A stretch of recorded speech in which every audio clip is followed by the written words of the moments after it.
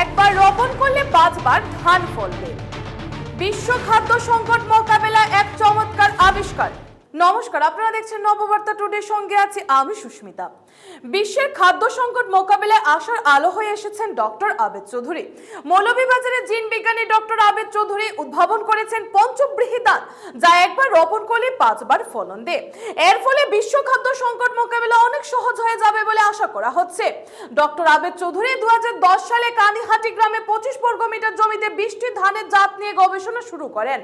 আর গবেষণার ফসল পঞ্চব্রীহি ধান, যা হেক্টর প্রতি 4 টন পর্যন্ত উৎপাদন করতে সক্ষম।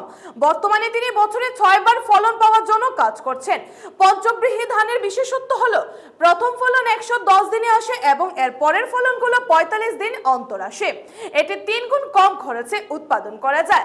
ডক্টর আবেদ চৌধুরী বলেন, এই ধান সারা বিশ্বতে ছড়িয়ে দেওয়ার পরিকল্পনা রয়েছে। কৃষকদের প্রশিক্ষণ দিয়ে উৎপাদন বাড়ানোর লক্ষ্যে কাজ চলছে। এই উদ্ভাবন বিশ্ব খাদ্য সংকট মোকাবিলায় বিশাল ভূমিকা রাখতে সাহায্য করবে এবং কৃষি খাতকে আরো শক্তিশালী করবে।